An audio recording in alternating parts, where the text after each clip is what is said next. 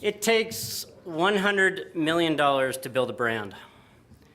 When I was at Procter & Gamble, we knew brand identities needed to be boiled down to a single word as much as possible. Pampers, Crest, Tide, Always, Pantene, Pringles, Gillette, all of them. Each $100 million to become top of mind with consumers.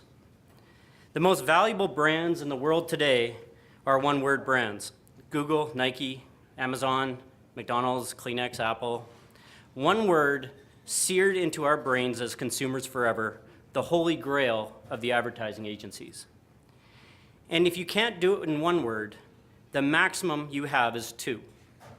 Tim Hortons, Mini Cooper, Starbucks Coffee, American Express, Coca-Cola, Chicago Blackhawks, Star Wars, Mercedes-Benz.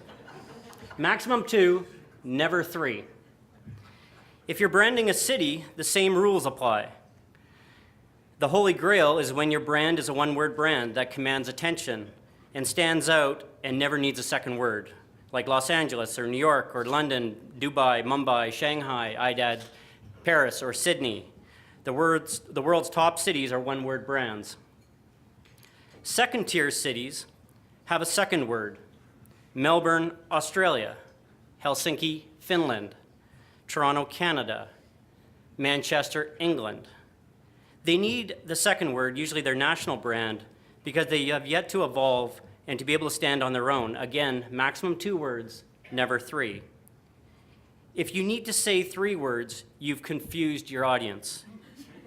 It's not Melbourne, Victoria, Australia. Where's Victoria? It's not Helsinki, Usuma, Finland, or Toronto, Ontario, Canada, or, God forbid, Manchester, Greater Manchester, England. Again, always two words, never three. Absolutely critical. So who are we? Are we Edmonton, Alberta, Canada, Edmonton Metro Region, Alberta, Canada, Edmonton Metro Region, Canada, or simply and brilliantly, Edmonton, Canada? In Canada, our six major municipalities, our six largest municipalities, Toronto, Montreal, Vancouver, Calgary, Edmonton, Ottawa, are responsible for 70% of GDP growth, 70% of GDP, 80% of economic growth, 85% of population growth, and 95% of net new jobs. It's about cities, and we are one of them. In fact, we're the fifth biggest contributor in the country. And sure, we're made up of 24 separate municipalities, thanks to planners. But in the world's eyes, we need to be one, and that is Edmonton. And we need to come together under a common brand in order for us to make sense of ourselves, but also for the world to find us on the global stage.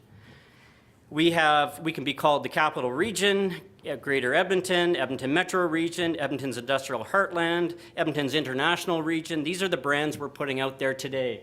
City of Champions, City of Champignons, everything. Each with a separating marketing budget and each creating and adding to the confusion. I love New York City. 5 boroughs, Manhattan, Brooklyn, the Bronx, Queens, Staten Island, none of which do their own marketing. It's as each of them have separate identities, beautiful cultures, but together they come together as one, which is New York City. Because they understand it, that if you fight and compete in a world stage, you need to have unification in your identity. If you look at what Amsterdam's doing also, they're following the exact same model.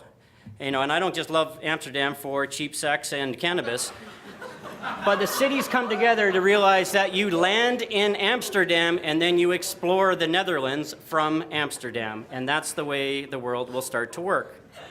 Imagine if we adopted a borough system in the Edmonton region. And we marketed the farmers market in St. Albert or Elk Island Park in Strathcona, and you've got Morinville and Devon in the room, and you've got incredible French cuisine down in Beaumont, and the vibrancy of our downtown core in the city. Each borough, separate identity, beautiful cultures, but together we're Edmonton. There are only 2 levels of place branding or place marketing allowed in the world today, and that's the country level and the local level, of which we are blessed to have our flag as one of the top 10 brands in the world, and love them or not, we have a prime minister who's accelerating the adoption and love for this brand worldwide. And the second level is the local level, where cities and city-states are emerging as high-density clusters and have become economic drivers unto themselves that we are now competing for investment in talent and tourists and conferences, conventions, and major sports events at a whole new level. Competition is rabid. The question is why do we spend upwards of $30 million a year marketing this word called Alberta? This is our third word. This creates confusion, and it appears in travel magazines, on billboards, in newspapers, and yes, on the side of the Los Angeles Kings Coliseum on the boards of the hockey rink. To signify what? Alberta is not a destination. You don't fly to Alberta, you fly to Calgary or you fly to Edmonton. And from there, after a couple great days in urban environments, you start to explore the rest of our great province. So imagine if we had $30 million a year that was spent building our city brands, and imagine that concentration of effort and what that could do for us globally. Marketing is all a leverage game, and there isn't enough money to go around for us to be marketing separate brands. Edmonton International Airport has a three-letter airport code called YEG. It happens to also be our hashtag and a key marketing platform for engagement and communications. Yet we spend millions of dollars advertising EIA, which means nothing globally. Our goal is to attract the big seven: investment, business, tourists, conferences and conventions, talent, flights, and major events to our city, the value of which transcends our regional boundaries and borders, creates economic wealth for our people, and builds an image and reputation that is beyond none worldwide. Gone are the days that we are divided. Gone are the days of multiple brands.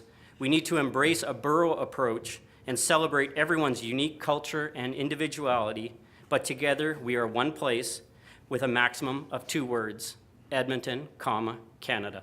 Thanks very much.